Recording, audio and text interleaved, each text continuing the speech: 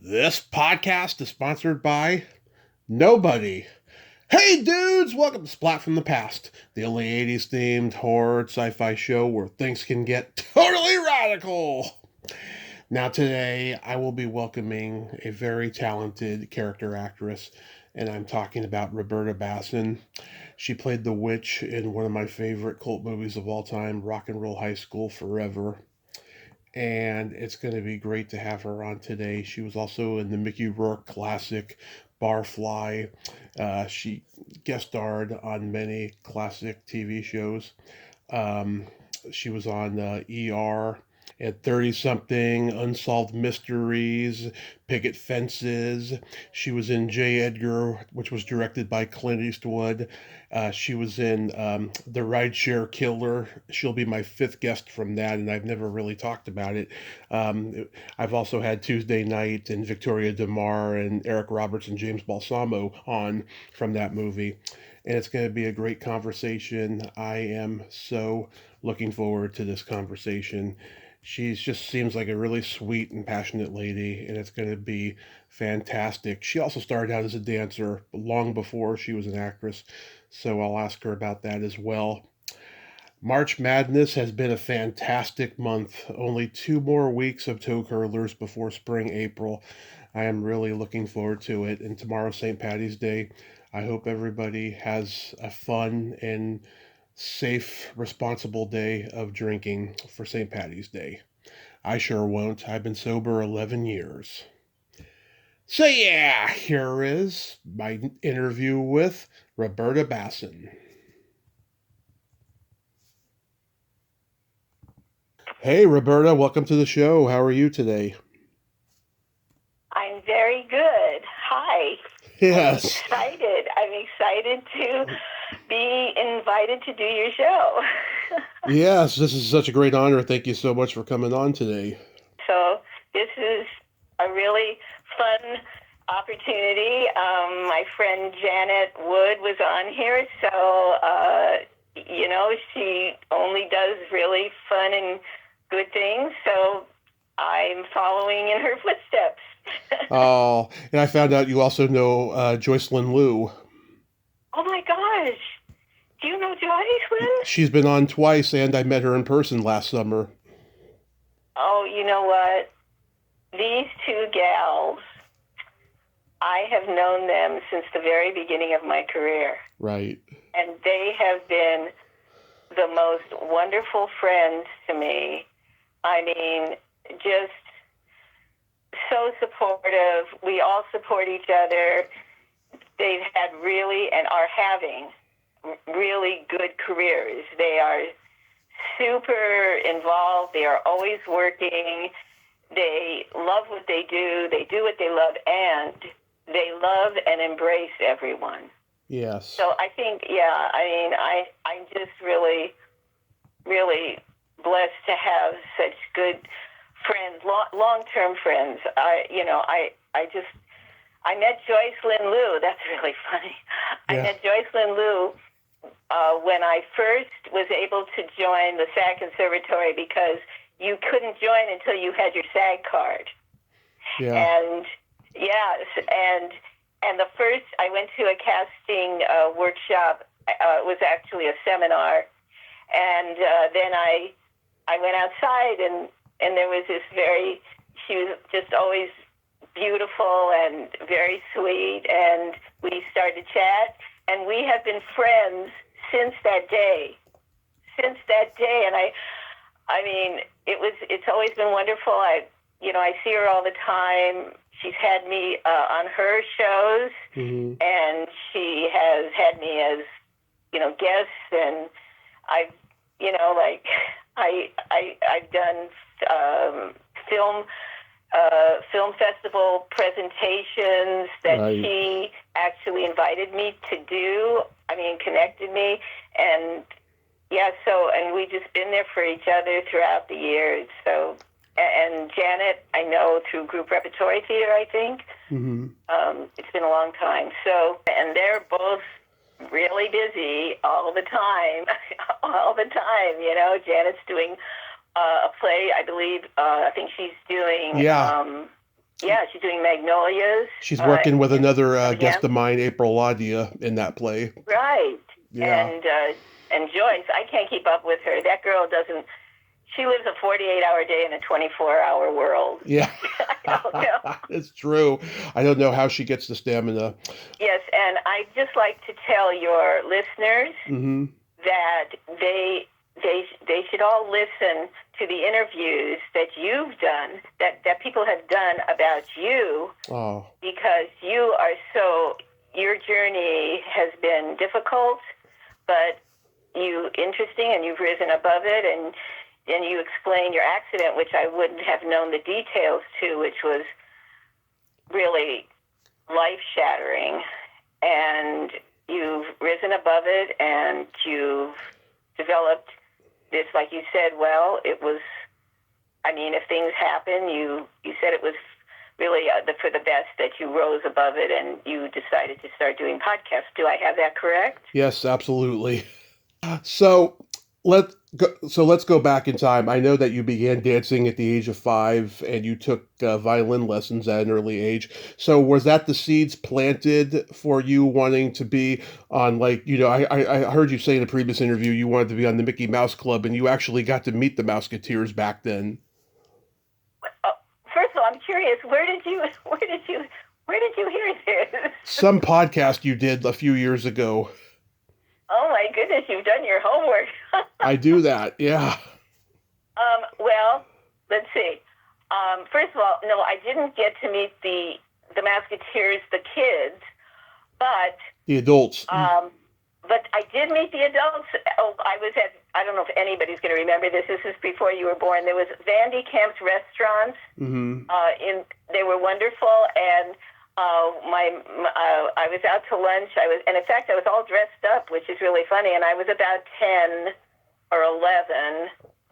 I'm not sure. And I saw, we were having lunch, and I saw that Jimmy Dodd, I can't believe I remember the names, Jimmy Dodd, yep, and his partner, his co-star,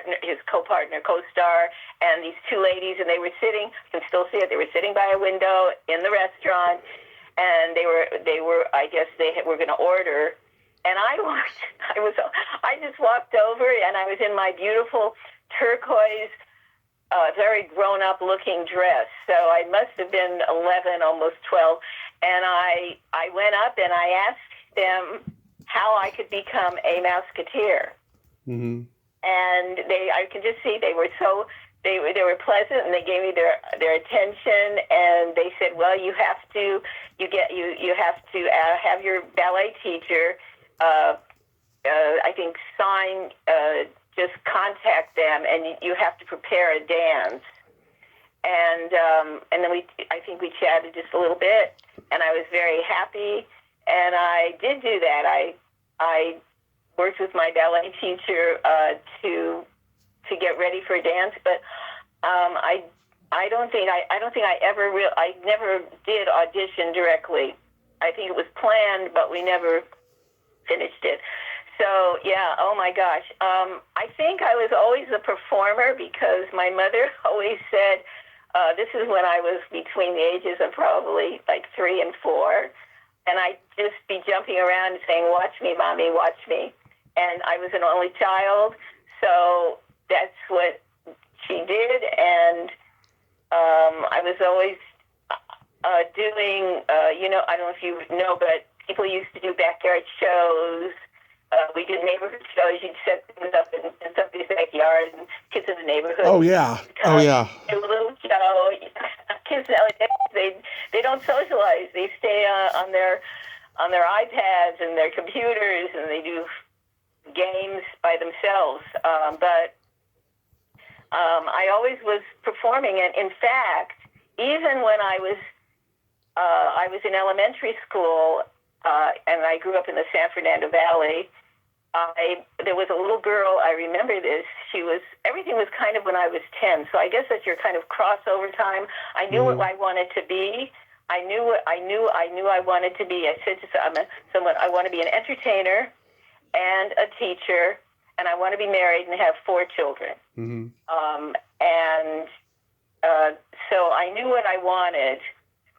right then.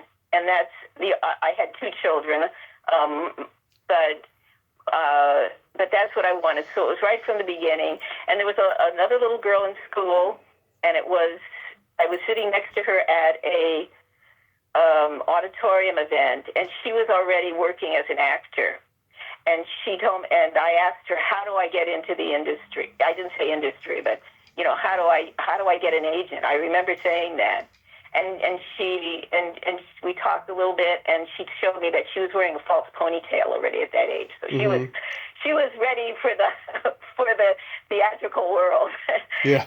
So I was always interested in it. And you grow up in LA. I think everybody is hyphenated. Yeah. They're a mailman, but they're really a guitar player.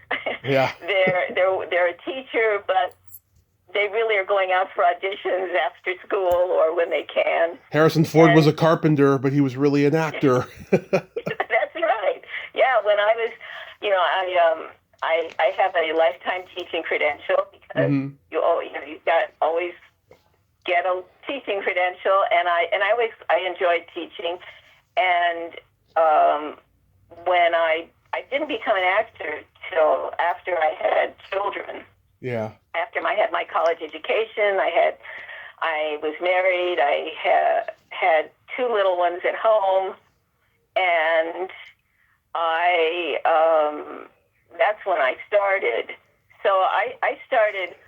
I was not doing this out the gate. It was always something I wanted to do, but it wasn't something that I started with the drive and education as an actor.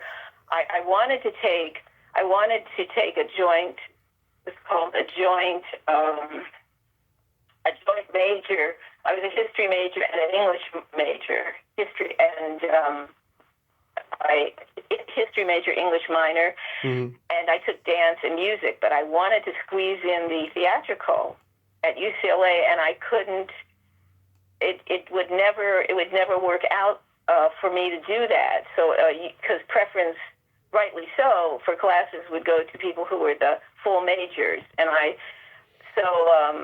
after I graduated and had children, and they were preschool, and one was 14 months and one was almost 5, I decided I went to a community class near the house, and I just took the class. Right. And I said, teacher, I have to come late early because I have 2 little ones at home. Right. And he said, that's okay. And then I finished, and he said, you're really good. You go to study with my teacher. Mm-hmm. So his coach, and I guess that's what I did. I was the only student. Nobody was married. People, I think they focus on their career. Nobody was married. Nobody had children. And I remember 2 things that stood out always. One was that this guy turned around and he said, what's it like to be married? And I said, it's work. Mm-hmm. And I hadn't thought about it. I just reacted because it's true. You have to work at anything you want and make it, in anything you do, relationships. And the other was this beautiful girl sitting in front of me. She turned around, and she, it was my first day in a professional class, and she said, it will break your heart. And I couldn't understand what she meant. What does she mean, it'll break my heart? It's all wonderful, and I'm starting a new class, and it's all exciting. But I learned, I found later what will break your heart. Yeah. In profession. So, anyways, I was going to say, that's enough about me. Let's talk about you. No. Yeah. So you're trained in all types of dancing? Well, ballet and for your listeners, jazz. And jazz dance is what they really see on most of the shows. So I do that. I had done a little bit of tap as a child. I do point, which is on your tippy toes. Yeah. And they had that in the Oscars last night when they showed the scene from Sinners. I don't know if anybody saw it. At the end, they had a toe dancer. Uh-huh. The famous gal who, oh gee, I'm embarrassed that I forgot her name. And she was incredible. And yeah, and I started something new called Cabaret, which is a wild kick. And I did modern, and I love, just social dancing, and just trying to keep it up as long as I can. Yeah. You dance? Do you dance? No, my mom danced. When she was young, she was almost a Dean Martin Gold Digger dancer. Really? Yeah. My Italian grandmother was a force of nature and wouldn't let her go to the audition, so sadly, that's always hung over her head, but it's okay, it worked out. Oh, I feel the pain. I Yeah. really do. I knew someone in high school that was a Gold Diggers dancer. Yeah. I haven't thought about her in years. Yeah, she actually was. She got on. Oh Yeah. my gosh. So before you actually pursued acting, did you teach? Yes, I did teach. I taught for the LA school system, and I enjoyed it. And I've always taught something. I mean, I'm qualified in all subjects because you get an elementary and a adult ed education degree, and I taught. So I've taught children. I've taught adults who are much naughtier than children in a way. And yeah, and I've also taught dance and exercise, which was dance and exercise and acting. What was really interesting was I taught the gifted program at one of the universities. They had a special program for young people, and I taught the acting. I taught classical Shakespeare, and I also taught the contemporary acting, and then I got the opportunity to teach dance. So that was really fun and interesting. And then I also taught. I was a volunteer for 11 years at the SAG Conservatory, and I taught the youth program, and that was ages old school, 6 to 20. I believe, was it 6 to 21? I'm trying to remember. It was all in one. It was like an old-fashioned one-room schoolhouse. So that was fascinating because little kids aren't inhibited, and you'd see how the young people at ages, when they start becoming preteens, teenagers, like 13, then they became very self-conscious, and they start thinking about it, and they're aware of, the other students and their feeling, and you see what a change that is, and how different you're working with that, and then the arc about as they become the late teens, where they start to be able to put it together, where they start to learn to play again, but also they can incorporate the education all in one room. I did it for the 11 years. I used to just look so forward to it. Every week I did it. Yeah. and that was free. It's a SAG Conservatory. It is free to SAG members. So the children had their little SAG card. They were just beginning, but some of them were very professional, and some of them were just, hadn't had any background yet, but they had gotten a job or something. Mm-hmm. So when was the moment you were like, I want to switch professions? Oh my God. I don't think there was a moment like that. It was always just my outlook of I enjoy teaching, and I want to perform, and that's really interesting. I don't even remember, because I wasn't an actor when I had my credential, I had gone to a lot of dance auditions, but I hadn't been educated as an actor yet. I was an educated dancer, and I got my teaching credential and graduated and went to look for teaching. Oh, and that's when I learned that maybe because I realized how hard, people say that show business is difficult, to get work, right? Right. But when I graduated, there was no work for teachers. And people had to go to areas that they were not close to home, that were difficult. And so when I was later, when I decided to go into formally studying acting, that did not resonate with me at all when they say, it's hard to get work, because there were no jobs for teachers when I graduated. So I think, now that I never thought about this question that you've asked, I'm looking back and I realize now, okay, it was when my children were little. I wasn't teaching anymore. I was teaching dance and exercise. I was doing that at a nearby women's workout dance studio, and I really liked that. They were for little kids and adults, and that was just I do that a couple of days a week.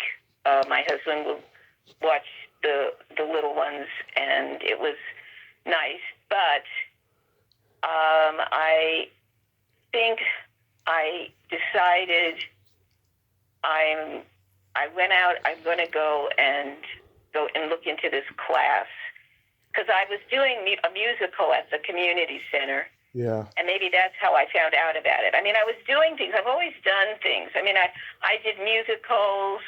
I did workshops for fun. I was singing. I enjoyed that.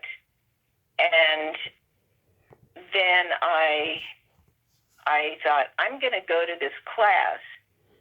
And I just went out. I don't know if I even said where I was going. I just said, I'm going to go out. And I just went out, went to the class, and signed up. And then I started going once a week. And then and then that's history. I know, you're right. Okay, I remember I said, I've done everything I want to do.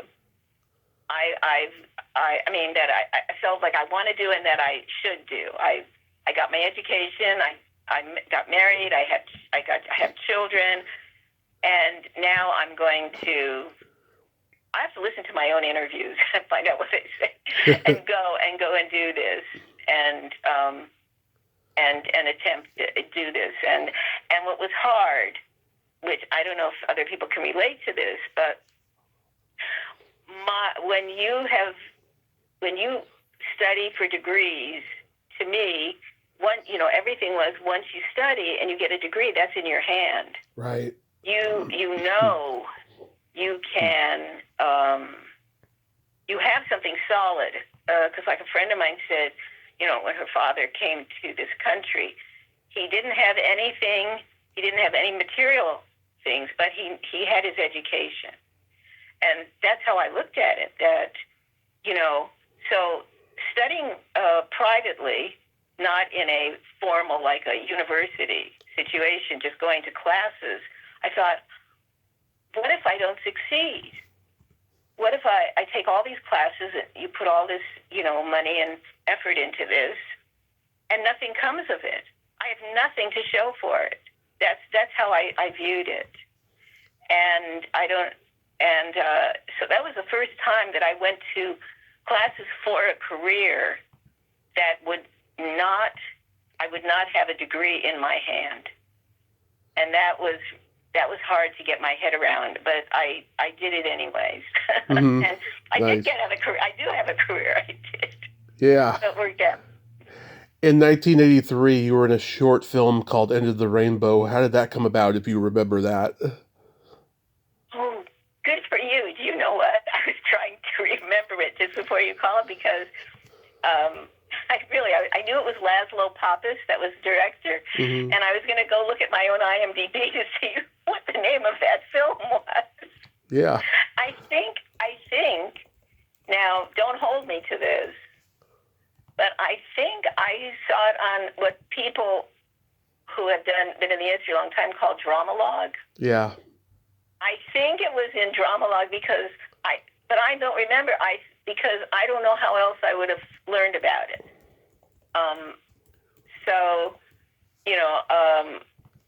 Because I don't. 83. I don't know if I had an agent yet, and I did that, and it was my first film. But it was just a teeny thing. I mean, it was because Barfly was really my first feature film. Right. So I think I remember it was a night shoot, and I can still see it. I remember what I wore, my plaid long coat and hat, and I think it's become it's somewhat of a little bit of a classic. It was about a trumpeter. Yep. I believe it was a trumpeter. Was a trumpet or a saxophone? Saxophone. It was a saxophone player, and it was a short, I think. I'm not sure if it was a full length. It was 14 minutes. Listeners might be surprised to learn that actors don't necessarily ever see the films that they do or the work. Most of the time it's all about the work and the job, and it's the process more than anything. And you're not really anxious even to see your work because I think you're watching about, did I really do that? And you're kind of looking away, or you see all the flaws, or you're surprised that it was as good as it was. But so that's what I've learned. Anything, and I think that, have you found that with most of the people you've interviewed, that a lot of times they haven't seen the projects that they've actually worked on? Yeah, or they forgot their lines, and they're the most memorable lines in the movie. Yeah, all that stuff. Yeah. But yeah, I mean, Barfly, it's a classic. I used to work in the bar business, and so it resonates with me and what I saw when I was working, and just how sad a lot of these people's lives who hang out there. And they did such a good job of making you look raggedy, even though you're gorgeous in real life. They did a really good job of making you look raggedy. And I saw plenty of women like you in this movie in real life at the bar, just so miserable in the corner there, just making fun of everybody and being rude and all that stuff. Okay, you were just disarming because it was so sweet of you to give me the compliment. No problem. Because it was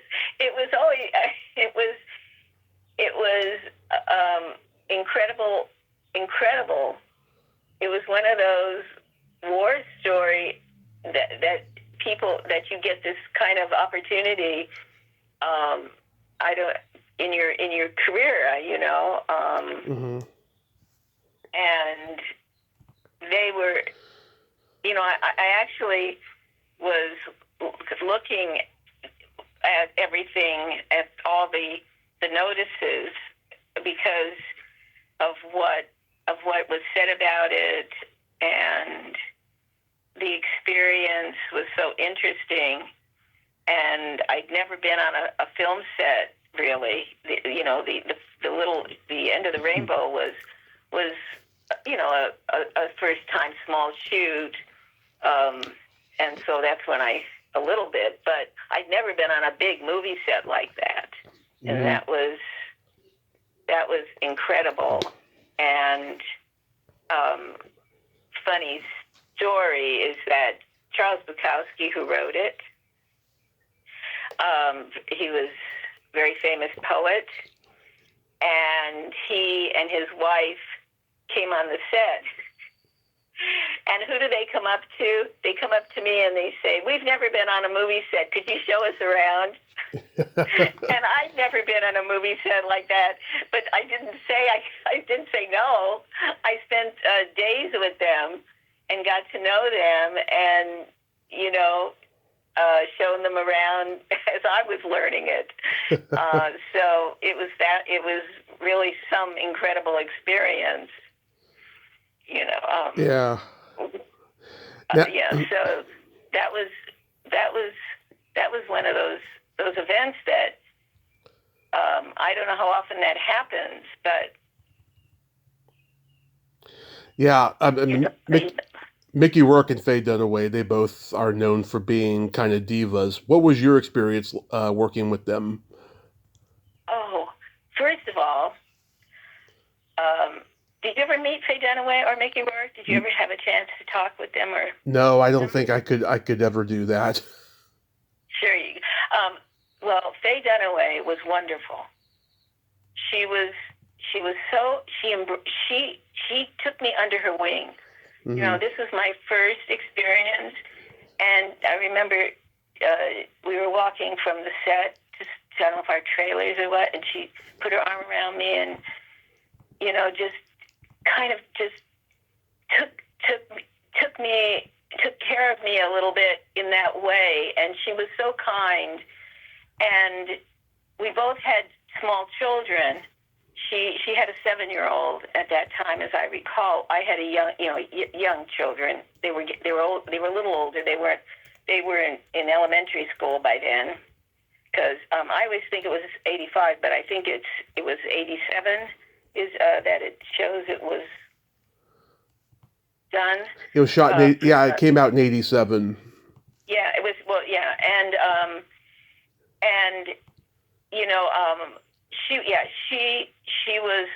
I point this out because I think she's gotten some a little bit of negative press Because of Mommy Dearest. She was. Yeah. Yes, that was so sad because she was so. You know, here she did something that was fabulous, and people. You know, when you do it when you're too good, sometimes. Yeah. They didn't like that it was a negative portrayal of Joan Crawford, I believe. Right. And so they disliked her for it. And she just, you know, that's where maybe you do too good a job. Yeah. And yeah, so she was really wonderful and lovely. Yeah. We had a very nice relationship. And I had run into her at another event, and we got to chat, and yeah, she was always really kind and giving, and I'm really glad I got to have a relationship with her. I'm just was Menachem Golan on set? No, okay. That's interesting. Excuse me. I ask because I've talked to this guy, Austin Trunick. He's written 3 books about canon films, and I've talked to many actors, of course, who have been in canon films, so I always like to know if they had a Menachem Golan experience. Oh, no. I mean, not that I know of. You know, you don't know. You're not there every day. I mean, I don't know, and I wouldn't have experienced, but I do want to say that Barbe Schroeder was the director. Right. And he, you know, I really, you know, I like my little son when he was little. He said, "You started at the top, now you have to fill in all the spaces." Yeah. and that was true because that film set my bar very high for what a director should be. And Barbe Schroeder was so embracing. He embraced every person on that set. He gave every person time and respect, and I get to see him. He spent time with the background players, right? You know, and what that does is that makes people do a better job because you know he's giving attention to everybody. And that's why the film came out so well. He was a wonderful director, very, very personable, and you know he worked hard at. It's very hard to be a director, and you're juggling so many balls. So right. So having him as the director on my first film, that was the bar I set for everybody from then on. You know what I mean? Mm-hmm. You know, and then you asked me about Mickey. Mickey is very, I think he was anyways, very, very shy. His brother was the stand-in, and he was quiet, very intense actor, very intense, and would do anything to make his role work. In other words, right. I always think how people think it's a glamorous profession, but I don't know how many people, if they had to be on a set, like we film most of the scenes at night, all night, and he's rolling around in the dirt within a back alley, right in Culver City, in the bar. Yep. And I know this sounds, well, you've worked in bars because I listened to your interviews, mm-hmm. but I had never been in a bar. I don't drink. I don't go to the bar scene. I got married very young. Right. I married my prom date. If you read my bio. Mm-hmm. And my first role, I'm playing a character that is completely so far from anything that I really would ever have experienced. Right. Or knew. And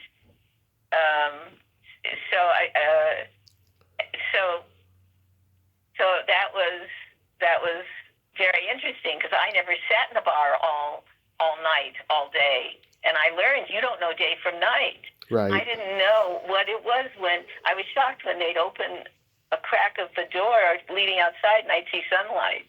And I found out, people sit in a bar and they can sit there and there's no night or day. It's just dark. And at least that was the experience I learned from it. And what was really interesting was when I was a speaker where they showed the film to it was like an Alcoholics Anonymous group, but it was a different organization. It was very large, and it was down in the Wilshire district. It was shown at a film house as a theater, and I spoke ahead of time about the film and making the film and acting in the film. And it was so interesting to watch the film with people who had lived that kind of life, because what I found as, distressing and sad, like you mentioned, it's so sad, they were laughing like, oh, yeah, I remember that. I remember this experience. Mm-hmm. It was a completely different response than you hear from another audience. Right. So that was, yeah. So Rock and Roll High School Forever is one of my favorite movies of all time. I used to watch it over and over again when I was a kid. I still watch it at least twice a year.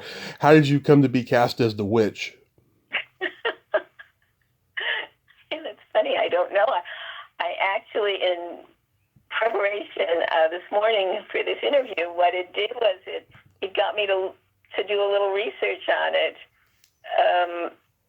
And I am assuming I just got it through my agent at the time. I believe that was how it was. Yeah.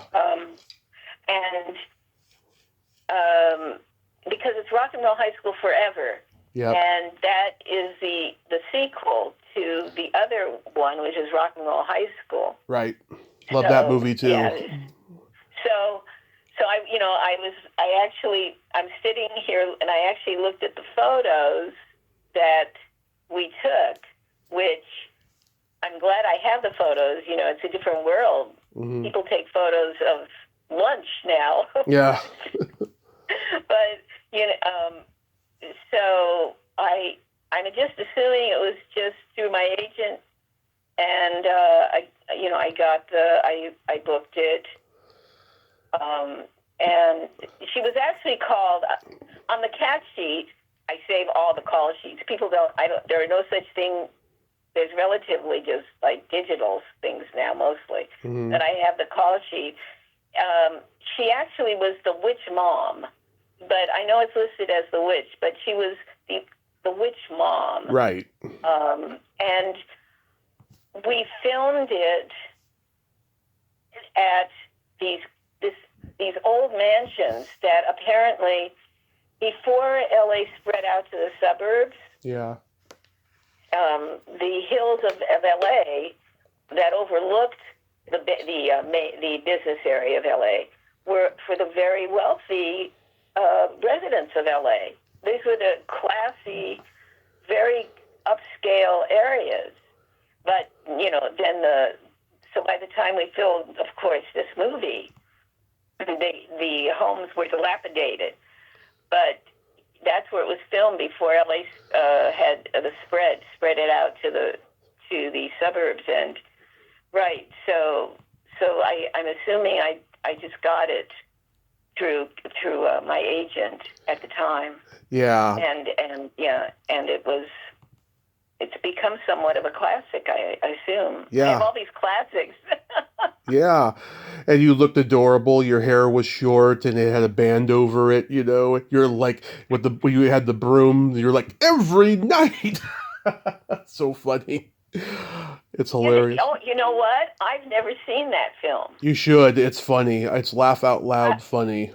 Where did you see it? How do you see it? I collect VHS tapes. I have a VHS library and I got that on VHS along with the first one. Oh. And it's on YouTube. I think Tubi has it too. But I definitely know they're online as well. Oh, that's funny because without my photos, which I just looked at, I wouldn't have remembered about the hairband and my hair is very long. I should cut it maybe. Yeah. People don't know that I ever had shorter hair because I was surprised all the work I did with shorter hair. Yeah. I've talked to like 7 people from the movie. I love it. It just makes me laugh out loud every time I see it. Who did you talk to? Leanne Curtis, she's in the car with them, with Corey Feldman, and Patrick Malone. I've talked to him. I talked to the director, Deborah Brock. I talked to a few others. Wow, I remember Deborah too. Yeah. It was all good. All good. That's good. Yeah, I mean, Corey, he got in trouble while making this movie, and there was a scene that they had to shoot twice because he was on heroin the first time and he could not focus. It's the dream sequence. If you see the movie, there's a dream sequence with him and Mojo Nixon that had to be shot twice. Yeah, I believe I went to high school with his father. Before he was born. Oh, Bob Feldman. In high school, but his I didn't know his father. Mm-hmm. Wasn't relating to him. His father was in the theater program at the high school. Yeah, Bob Feldman. I was in the academic program, but he was with the theater kids, and that was his drive went right with his son too.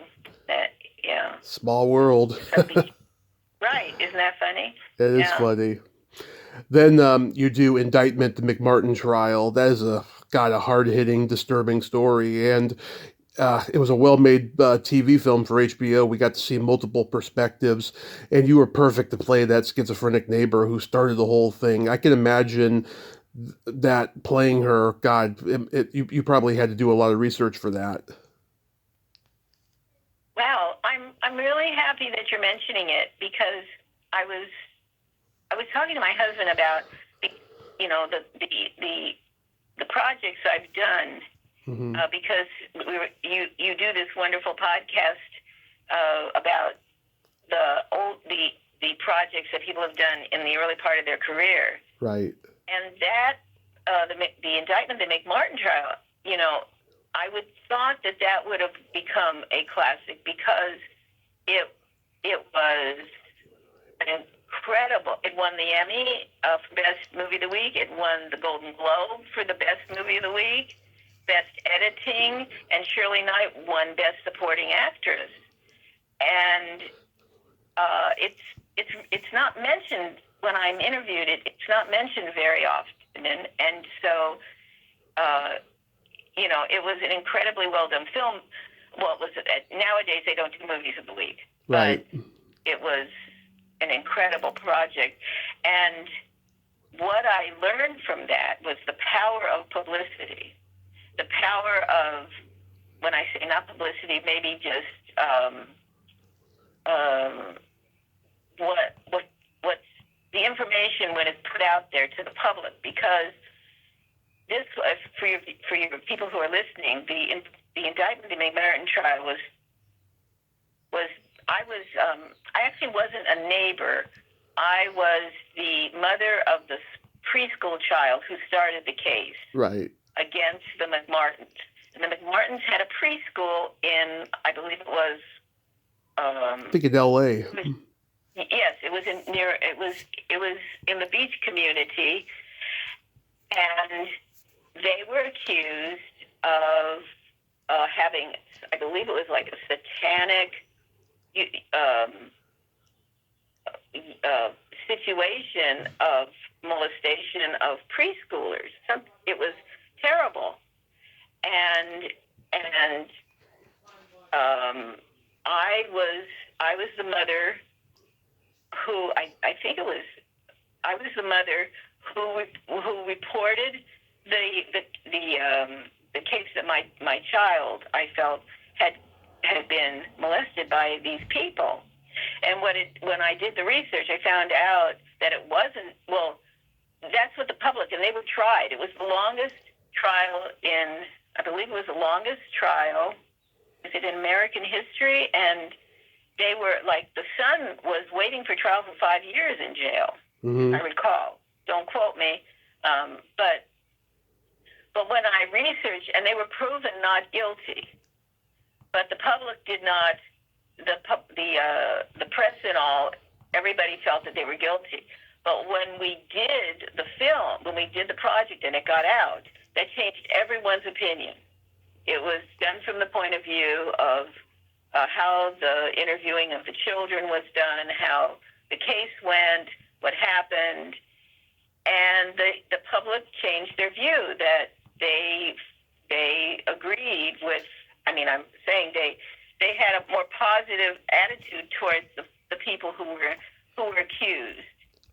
And that's when I learned the power of the media, power of television. Oh, yeah. That people's views are actually changed by what you put out there. Oh, yeah. And, it was, and so that was very fascinating. And when I researched and found out it was the father of the child that was really the culprit. But the mother didn't know, my character, Judy Johnson. And then she was also a drug addict, and I was back, an alcoholic, and she, like you said, she was schizophrenic. And so she goes downhill from the beginning. I mean, after that, you see her, and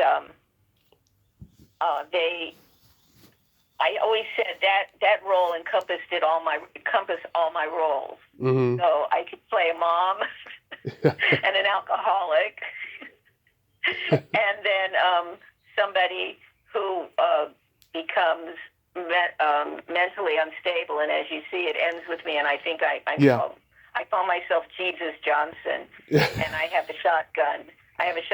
Yeah. I never had handled. I've never handled a gun or anything.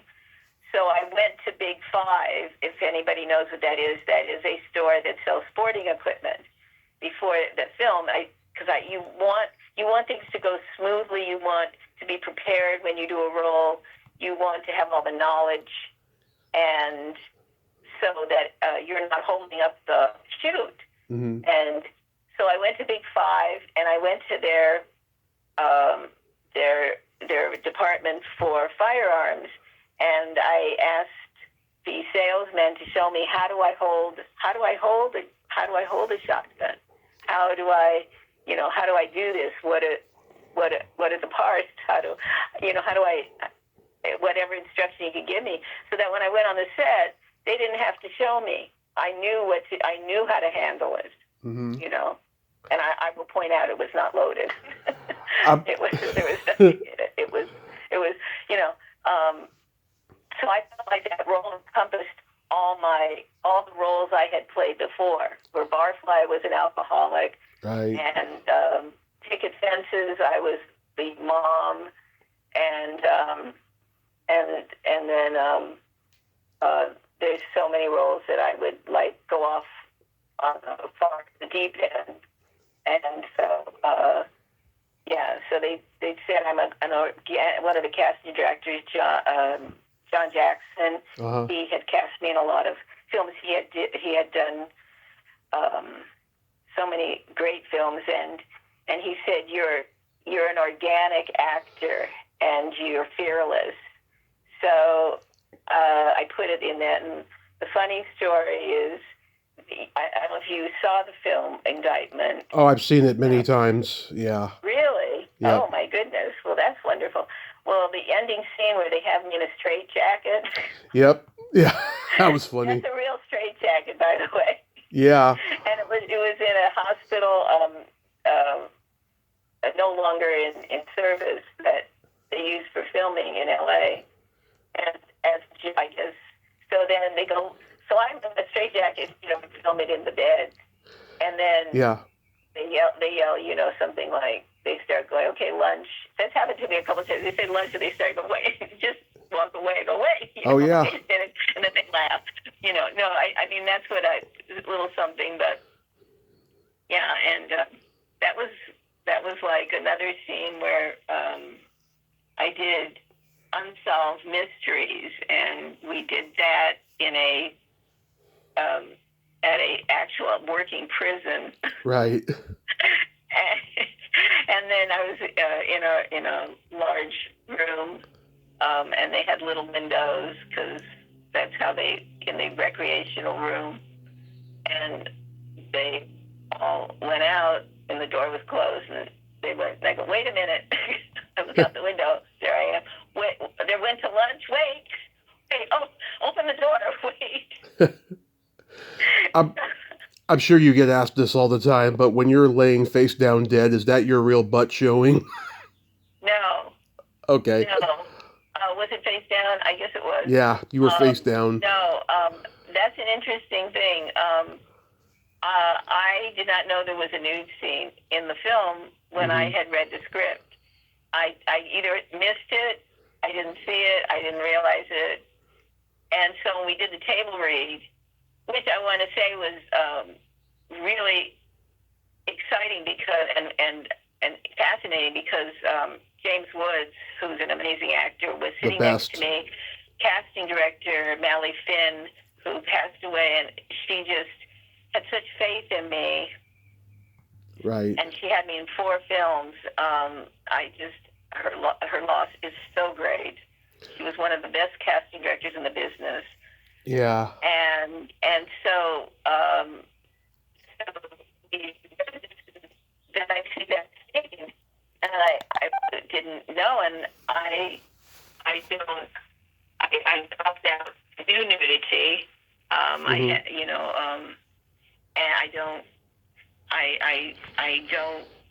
I didn't feel that it was the thing that I would want to do.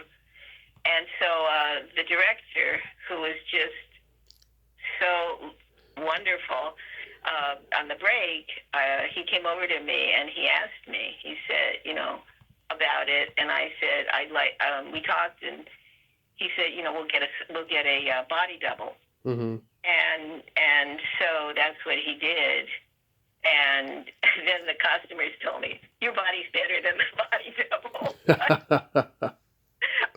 And then so that's there. But I don't think, like James, I don't think he knew that, because it's a closed set. So I don't think, because he wasn't in that scene. So a lot of people I think don't know. And it was, so it was a little upsetting when they would say, I find out they think that was me, but it wasn't. It was, it was somebody else, this other girl who was very sweet and happy to do, very excited because she wanted to do that. Yep. And she got paid well to do it, and so it all worked. But yeah, so. Anything stand out about guest starring on Picket Fences? Well, it was Kathy Yep. And it felt. Oh, let's see, was that it? Oh no, that was a different one. Well, it was fun. I mean, it was interesting. It was fun. It was very relatable because I can still hear myself saying, but the kids have all had earaches. I'm still saying the line because that was just like being at home. Yeah. Like, yeah, yeah. So you're happy to. I was always happy to be able to play a role that was closer to me. Mm-hmm. After Barfly, I wanted so badly to play a person that was like me, and the first role after that, it was a year later. Mm-hmm. I got a role. I got a role that was a mom, another mom, and in a show called Medical Center, and so I was really happy to play something that was normal. But what your listeners might be surprised to know that was harder for me than doing a extreme character. The extreme characters, yeah, character Barfly, who's an alcoholic bad lady, and like you said, I had to do research and learn about what that would be. But somehow, getting further away from yourself is safer. You have to reveal, when you play something that's really close to yourself, that is, you're revealing, you have to really tap into who you are as a person. And right. You're revealing, you have to try to let go and be free about who you are. And that was scary and hard, difficult at the time. And I wanted to do that, of course. The other is you're playing more, you're freer, you can go off the deep, at least in my case, right. Go off the far end and just let it rip, yep. so to speak. And I was very good at, like my John Jackson said, you're just fearless. Mm-hmm. But the things that are close to you, sometimes you don't want to, you're tapping into areas. But even for Barfly, now that I think about it, you're bringing me back to that. I do remember that it was more the character herself, because in it, she just hates everybody and everything. And the description was worse than death. That was the description. And I did tap into someone I knew that affected me mentally, like that the feeling they gave. Mm-hmm. I did do that. And she was a real character. I don't know if you know that. No. Rose Bukowski, she was a real character. She was somebody he knew. Uh-huh. The two love interests, Faye Dunaway and then Alice Krieger. Oh, that one. Okay. Love interest. Okay, now I know what you're talking about. I thought you were still talking about picket fences. I'm sorry. Oh, no, I meant Barfly. Okay. Sorry. No. Yeah. I apologize. I wasn't clear. The Faye Dunaway character, I believe that was a real character, but he right. said, they said to him, we need another love interest. So he added the Alice Krieger character, which is the journalist. Right. That the magazine editor, proprietor that is attracted to him. So yes, so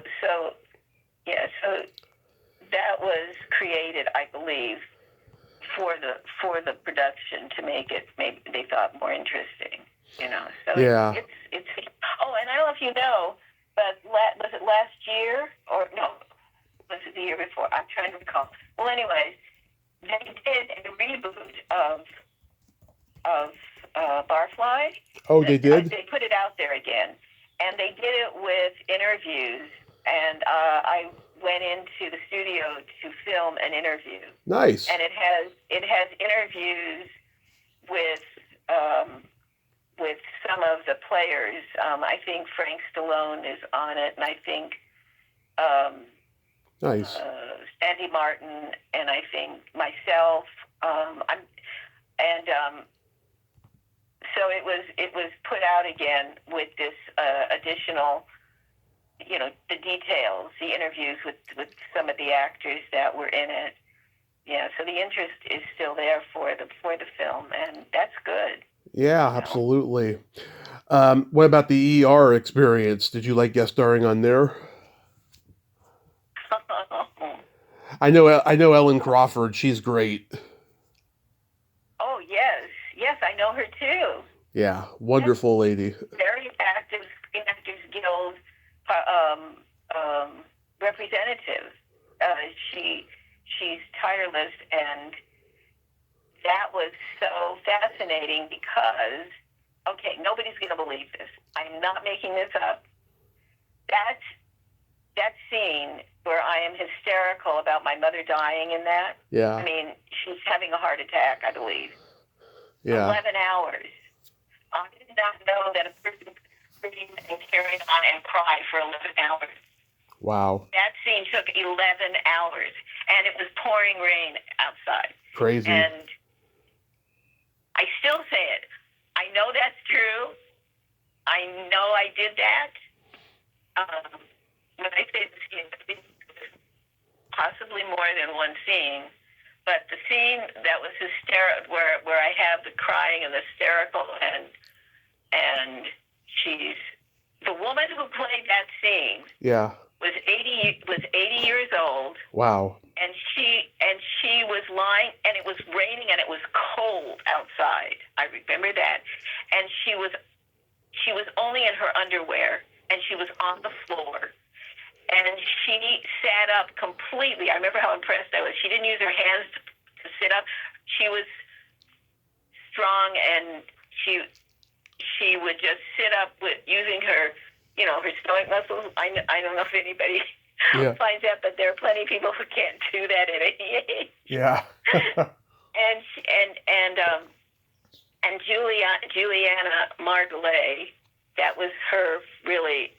She played Nurse Hathaway, or Dr. Hathaway, nurse.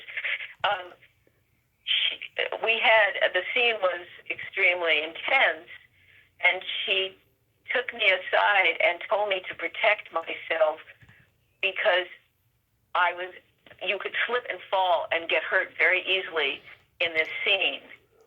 And she quietly talked to me about, like, in other words,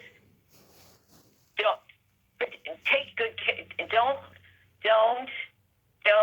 let, in other words, you have to make sure that you are careful about when and take care of yourself too. I mean, it was very, very. I'm very lucky. Everybody has always.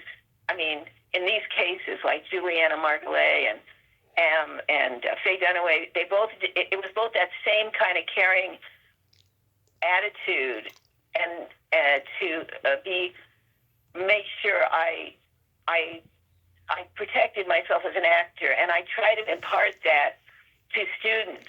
Right. Take care of yourself on the set. People are watching out for you, but you have to watch out for yourself, and you have to speak up. These places are busy. There's a lot going on. Right. And you have to do that. And I try to impart that because that's a difficult thing when you're there because it's only you. Right. So, and then I remember what was really was interesting was. There was a young man on the set who played the EMT. I believe he was the EMT person taking care of the patient, which was my mother in the scene, trying to give her, resuscitate her, I believe. Yep. And he came up to me and he says to me, he goes, he was so impressed because I did Barfly, and he was in awe of me. Well, he became a very, very, very, very successful actor, and he was a regular for years on CSI. I think I was trying to remember his name. It could be anybody. I can't even think who it is. Right. No, I actually had it down because I was trying to remember. But yes, and isn't it funny? I've had a lot of those experiences. Noah Weil, maybe? What? Was it Noah Weil? No, it wasn't Noah Weil. No. But I think his name was Dan. Oh, I had just looked at it. But anyways, he became a very successful actor, working all the time, series regular, lead on CSI. And I mean, that's like, I'm a very active member of the TV Academy and lots of events and things, and people just start, they say, oh no, you don't want to, like Sterling K. Brown is at an event. I said, oh, let's take a picture. And he had just done the show of the series about, what was the name? I can't remember. And I said, oh, let's take a picture. He goes, oh, no, you don't need a picture with me. Like, I'm not doing anything. Yeah. And the next year, it just blew up. It just blew up, And I've had that experience with a lot of different people because, one day you're just trying to get a job, and the next day you book a series or a huge movie, and you just skyrocket a lot of times. So it's kind of interesting. Absolutely. Now, working with Clint Eastwood on J. Edgar, that has to be a huge career highlight for you. Well, I want to tell you, he is the definition of cool. At least he was. He was 82 when I did J. Edgar. Yeah. And he was so vital and so strong and so handsome. Really. Yeah. He was. And he was literally the definition of cool.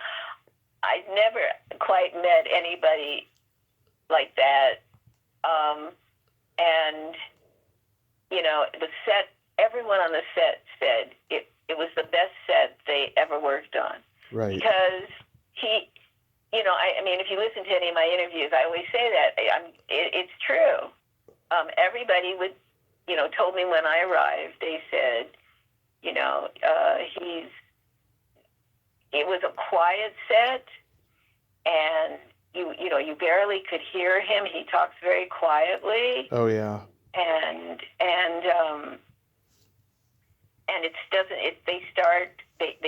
the filming. It starts at a reasonable time. I'm trying to remember. I know I had to get there early, but by the time you actually shoot, they would start early. They would not too early. I mean, they didn't start too early filming, and then they would wrap at a reasonable hour. And he was an actor, and he still did acting, and so he respected what an actor's opinion was and what they wanted and what would work, and he and DiCaprio would confer about, DiCaprio would say, do you think I should look at this picture? I think I should look at this picture of Washington. It was up.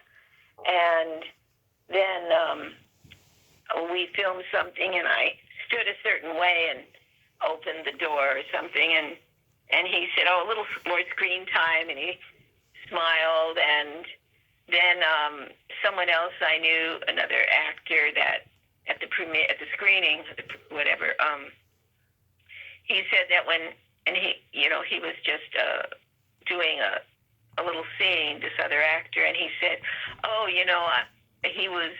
I suggested something, and he said, yeah, we'll do that, or he added lines. Right. The actor, and he said, yeah, yeah, we'll do that. And yeah, he was an actor's director, Right. Right.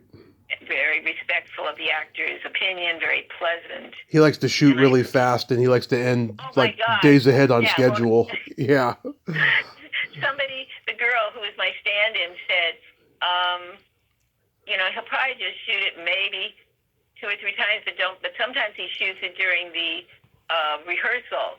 So, don't be surprised. And I don't know if we did it in, I did write down, it was one of the few times I did write down the experience completely. I haven't looked at what I wrote, but so I wouldn't forget it, because he said, we shot everything, and then I'm walking out, and he calls out to me, "Sorry it took so long." Yeah. And it was real, and it was because it was so fast. Okay, do this. Okay, done. Yeah. I say that, I don't know if you can hear the tone. The tone was playful and pleasant and kind, and people just loved working for him. He really kept the set just calm. What I learned from Barfly, like I said, the bar was set so high, was the director sets the tone, literally the tone of the feeling on the set. And if you have a director that's generous and calm and has a quiet set, that's how the set runs. And just the opposite if the director's energy is different. So it's just like in any business. Right. You go into a restaurant and everybody looks happy. Well, then something. There's the person who runs this, the manager or the owner. They're doing something that the staff is happy, and they're going to do their best job. Right. And then if you go into a place and you look, everybody's looks not. They're just getting through the day, and then I would assume, well, this is not a good working environment. This is stressful. So yeah. That's usually how I watch and what I've learned and how I see it. And that's what someone going and becoming a director. That if you do student projects, you see a good teacher teaches the directing students. Okay, you take your actor over to the side. You quietly give them their redirection, and then you film the scene, and everything's done respectfully and quiet, and that is how a set is. Usually they educate young people or anybody who's going to film school to do when they work on a set. Hopefully that will stay. So to wrap this up, I want you to know I know half the cast of The Rideshare Killer. Oh no! I just saw the movie. I just saw the movie for the first time the other day. I know Tuesday. I know Victoria, Eric Roberts, James Balsamo, and I just makes me think. How did you come to be cast as Tuesday's mom? Because you don't seem to be part of that whole horror convention rhetoric, Oh my gosh. Okay, you fooled me. I thought we were only doing Splat from the past. What do you mean? Is that pretty, that's not too far, that's sort of not too far from, that's kind of more... Well, it's just a couple of years, yeah, but I had to bring that up, though, because I know them, and I wanted to watch the movie, and I did, and I was like, God, this is pretty funny, Oh my gosh, well, it's one of the few times, okay, so it was one of the few times that it is the producer is someone that I've actually been mentoring for years. Uh-huh.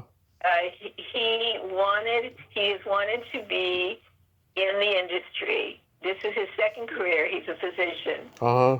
And I've known him for years and years, and he's always wanted to be in the industry, and he realized he'll never catch on to being an actor. So he decided he could be a producer.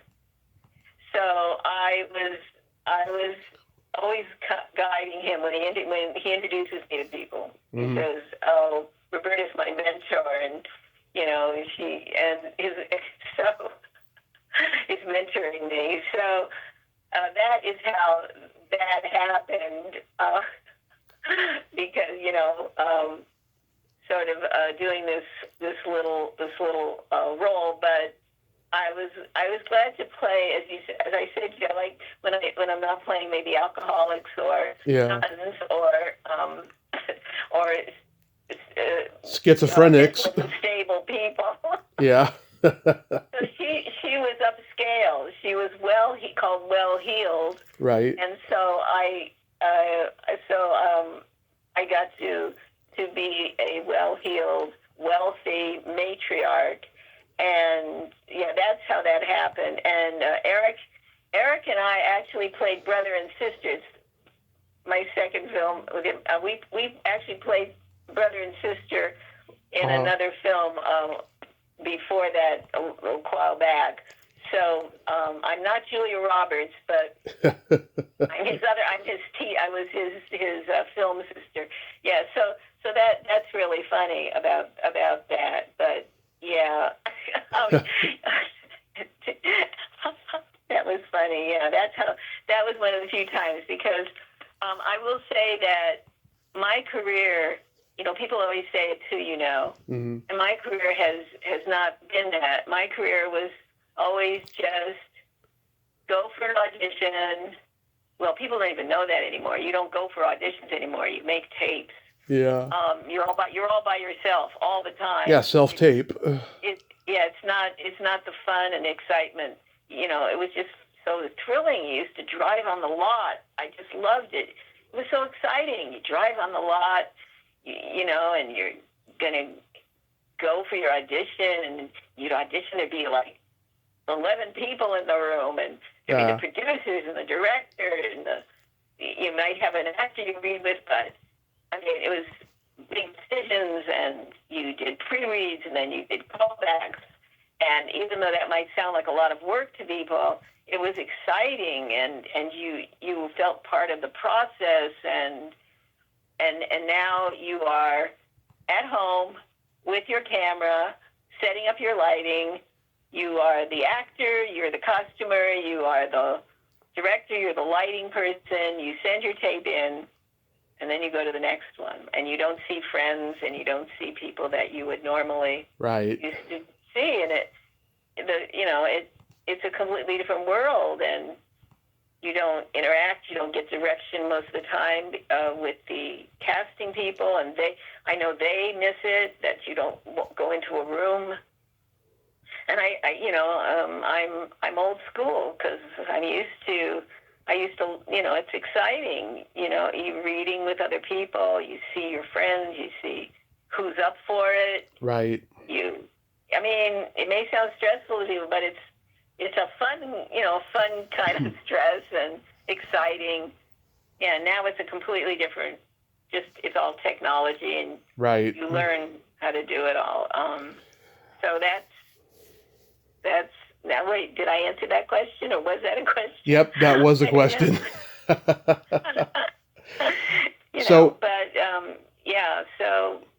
know. I was adding in was that I all my roles have just been lucky. That I can tell you, people who might be listening, I studied